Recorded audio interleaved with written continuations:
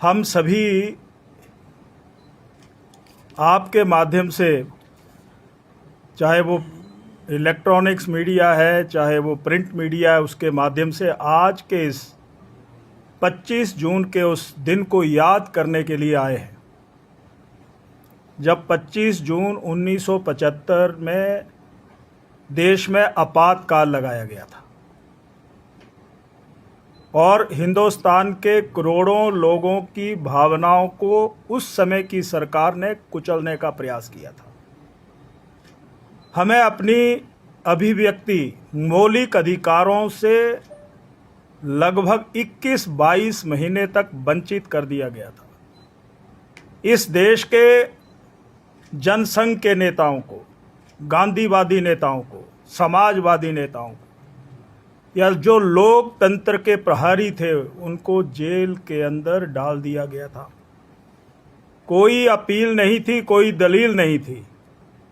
तो भारतीय जनता पार्टी आज के दिन इस संविधान हत्या दिवस 25 जून को मना रही है, याद कर रही है। तो मैं आपके माध्यम से ऐसे लोकतंत्र के जो प्रहरी, जिन्होंने पूरे देश में और हिमाचल प्रदेश में लोकतंत्र को बचाने के लिए जेल में 16 महीने, 18 महीने, 19 महीने बिताए, यातनाएं सही, उसमें से आज कुछ जिंदा हैं और बहुत से लोग अतीत में समा गए हैं। मैं ऐसे सत्याग्रहियों को या लोकतंत्र के प्रहरियों को प्रणाम करता हूँ, नमन करता हूँ कि उन्होंने डेमोक्रेसी को बचाने के लिए इस देश में अपना सब कुछ सर्वस्व न्यौछावर कर दिया। और आज जो ये संविधान हत्या दिवस है, ये वर्तमान पीढ़ी को भी समझाने के लिए और आने वाली पीढ़ी को भी समझाने के लिए बहुत ज़रूरी है। इसलिए आज यहाँ पर ये हमने प्रेस वार्ता रखी है। वर्ष 1975, मैं कह सकता हूँ कि 25 जून को अर्धरात्रि, उस समय की तत्कालीन प्रधानमंत्री श्रीमती इंदिरा गांधी जी ने देश के ऊपर इमरजेंसी लागू कर दी। और मैं ये भी कहना चाहता हूँ कि ये लगभग 21 महीनों तक इमरजेंसी रही।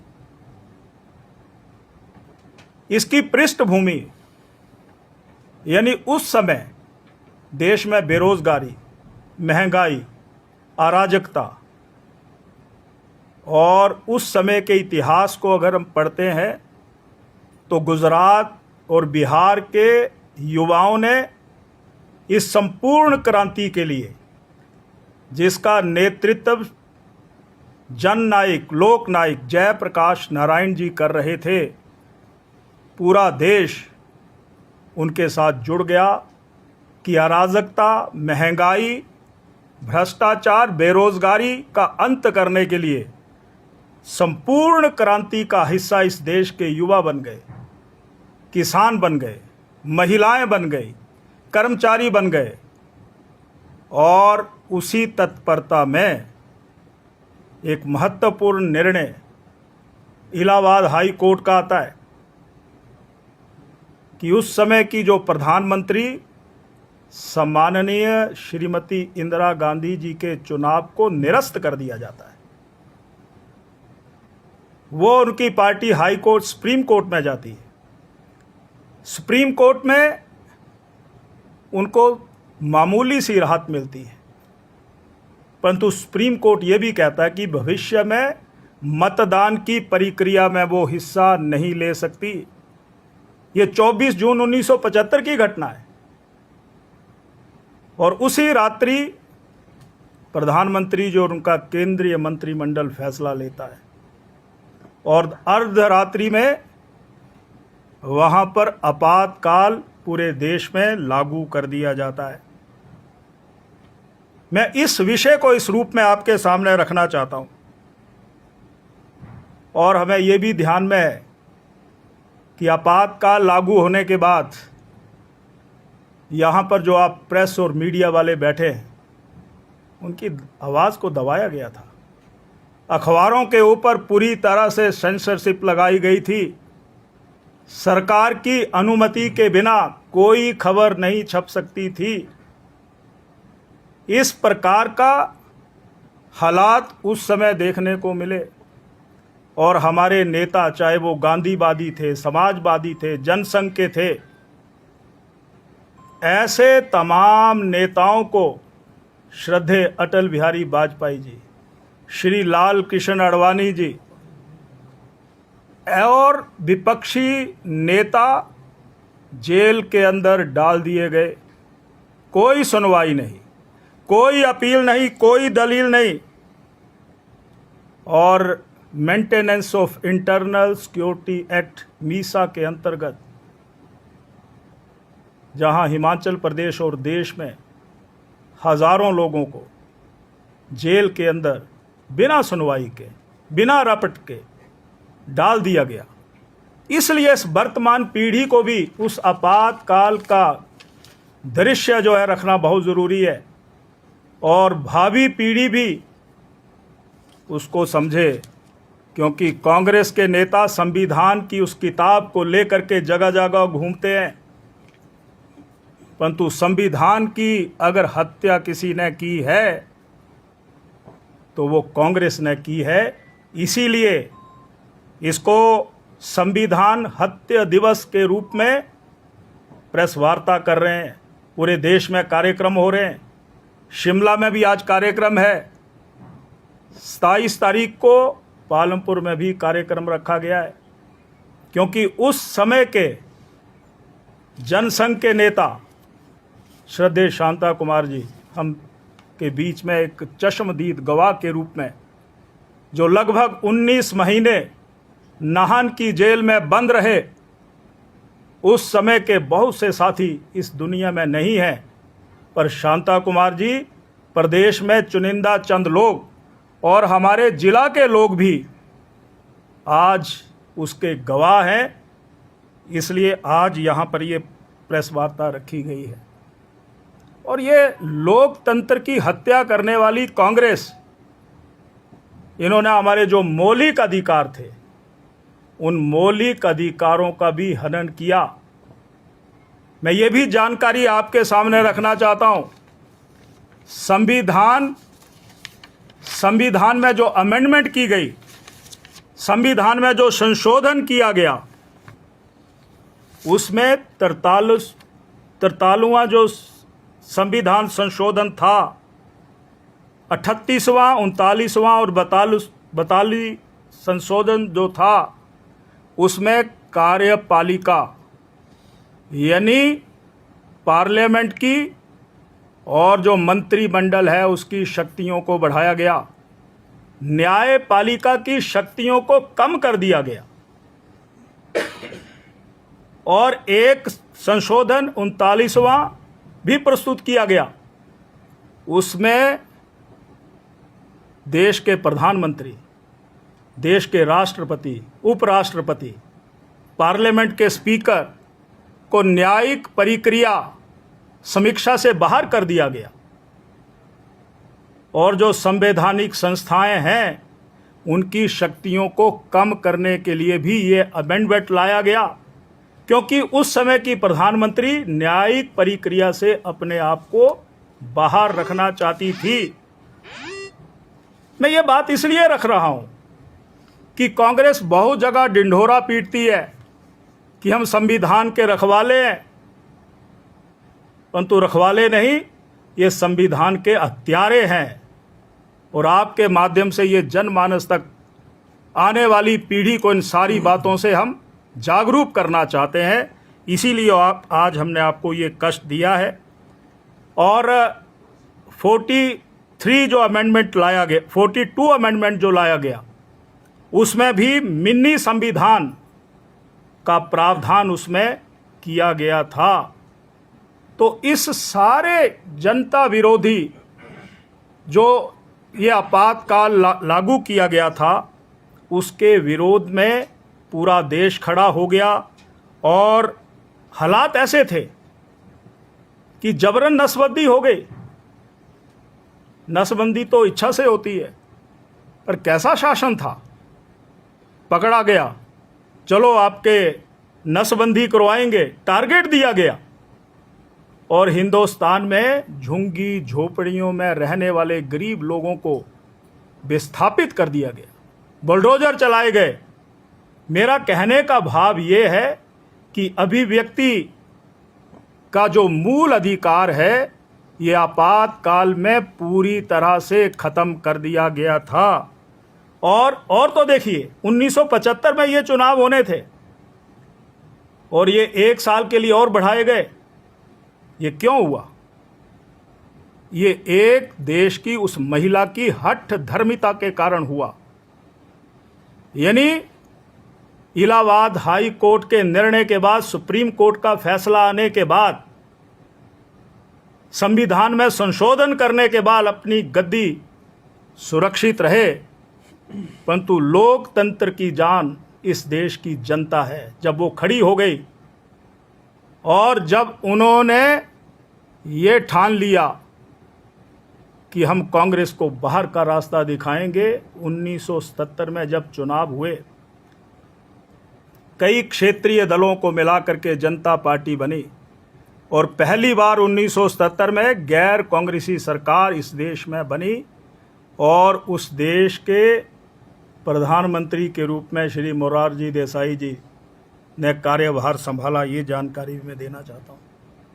लोकतंत्र के जो प्रहरी हैं, उसमें राष्ट्रीय स्वयंसेवक संघ का भी अद्वितीय रोल है।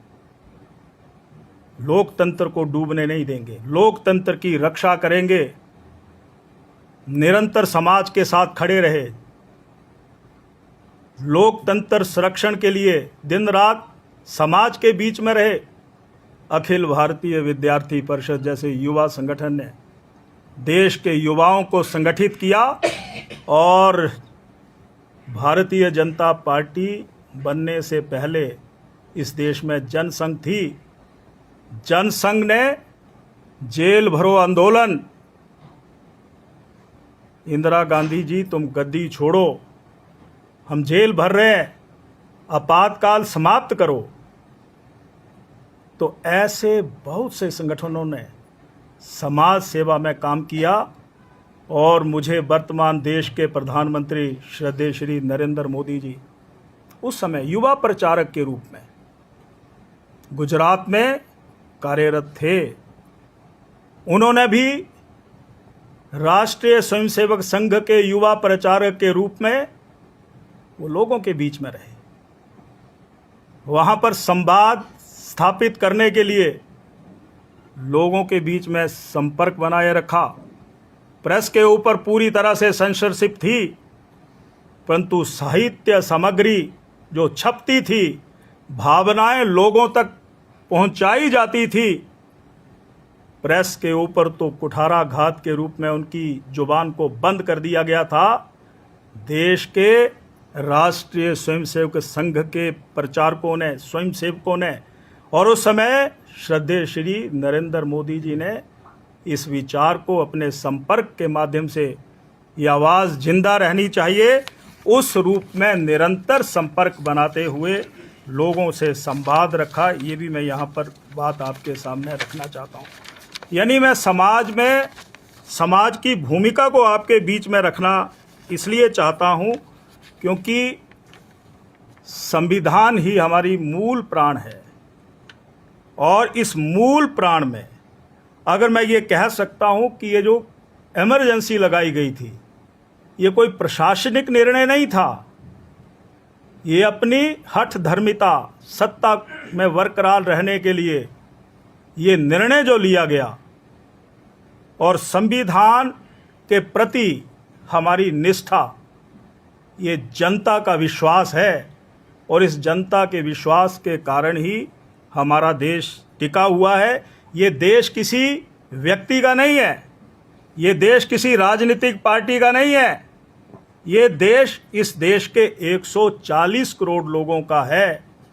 और आपातकाल के बाद जब ये आपातकाल हटा तो ये प्रमाणित कर दिया गया कि किसी भी राजनीतिक पार्टी का उद्देश्य चुनाव लड़ना हो सकता है, पर हमारा देश बचा रहे, हमारा देश सुरक्षित रहे, ये हम सभी की जिम्मेवारी है। ये बात मैं आपके सामने यहाँ पर रखना चाहता हूँ। और न्यायपालिका को पंगु बनाने का काम संविधान संशोधन के रूप में किया गया, संवैधानिक संस्थाओं को कमजोर करने का काम आपातकाल के समय किया गया, तो उसका जवाब भी आंदोलन के रूप में, जेल भरों के रूप में, संपूर्ण क्रांति के रूप में। और उस समय के नेता श्रद्धेय अटल बिहारी वाजपेयी जी, लाल कृष्ण आडवाणी जी, मोरारजी देसाई और संघ के वरिष्ठ प्रचारक और उस समय हमारे देश के प्रधानमंत्री श्री नरेंद्र मोदी जी की भूमिका भी अद्वितीय रही है। ये बात मैं आपके सामने रखना चाहता हूँ।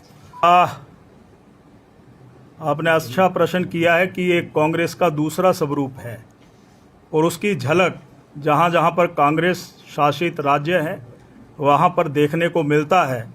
यानी उस समय भी प्रेस की आवाज़ को सेंसरशिप के रूप में दबाया गया था और आज भी वर्तमान सरकार के माध्यम से अगर आप निष्पक्ष खबर लिखते हैं तो आपको टेलीफोन आते हैं, एफआईआर होती है, पुलिस तंत्र के माध्यम से चेतावनी आती है, परंतु हमारे देश का प्रेस जो है वो निर्भीक है। और ये हमारा देश जो है, चाहे वो न्यायपालिका है, कार्यपालिका है, विधायिका है और प्रेस है, उसके ऊपर टिका हुआ है। इस अधिकार को कोई नहीं छीन सकता। तो आज कांग्रेस का वही आपातकाल का स्वरूप हिमाचल प्रदेश में देखने को मिल रहा है। पर पत्रकार मित्र अपनी निर्भीकता के बलबूते पर निरंतर जागरूकता का काम पूरे हिमाचल प्रदेश में कर रहे हैं और धर्मशाला में भी कर रहे हैं।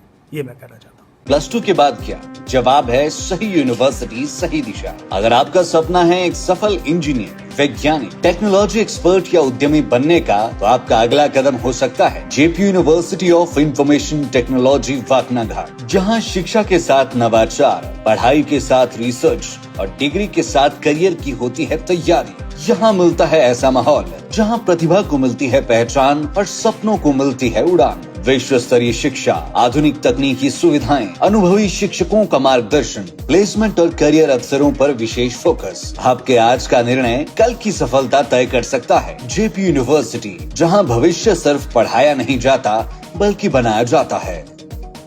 पुराना सोना वैल्यू लूज कर रहे हैं, एक्सचेंज का बेस्ट टाइम अभी है।